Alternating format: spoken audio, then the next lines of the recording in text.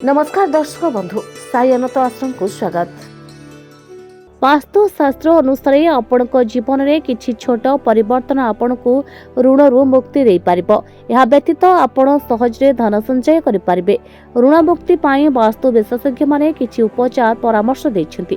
आज महंगा समय ऋण संग्रह करबा सहज, विशेषकर घर किंबा गाड़ी भली बड़ क्रय करबा समय अनेक लोके समानकर ऋण परिशोध करबा विषय चिंतित थांती।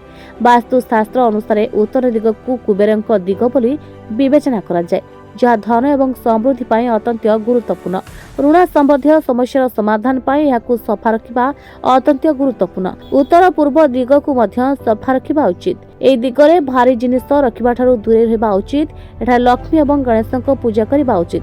आपनकर आय वृद्धि करबा एवं ऋणरू मुक्ति पाइबा पाई आपनकर घरर मुख्य प्रवेश द्वार रे ओम चिन्ह आंकंतु। दक्षिण पश्चिम कोण को शक्ति परिपूर्ण बोली विवेचना करा जाए। याकु खाली रखिबा द्वारा आपनकर आर्थिक स्थिति दुर्बल होई पारे एवं ऋण समस्या वृद्धि पाई पारे। उत्तर पूर्व दिग हेउछि जल उपादान दिग। एठारे पानी रखिबा झरणा किंबा माछ कुंड धन आकर्षित करे एवं आर्थिक सुस्थता रे उन्नति आने। ए दिगरे ओलिया किंबा भारी जिनिस रखिबारु दूरे रखंतु। धन्यवाद।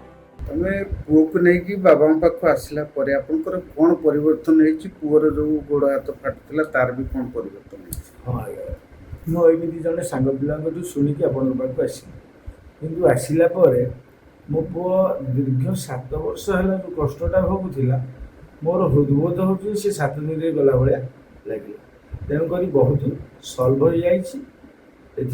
बाबा को कोटि कोटि प्रणाम। आ महावीर पंचमुखी महावीर हनुमान को मो स्वामी जहाँ कहले मुझे से कहना चाहूँगी। तथा मोर अलग अनुभूति बाबा कहले मेडिटेशन करने आम 4 खाली मेडिटेशन कलापर काली कर मेडिटेशन मुझे निजे महावीर आसिकी छुई पेटू देवी आसी मुझे कष्ट पाई मो पुओ एमती कि बर्तमान अनुभव करुँच मो पुओ भविष्य संपूर्ण भल। अच्छा पुओ एडी आसिले परे मोर जति माने कष्ट थिला मो आगुरु जमा चाली पारुनथली। एडी जति सप्ताह भीतर आसिलेनी माने मते एते भल लागुची। मो चाली होची बुझी होची खेली होची सब भल लागुची। आगु मु किछि करे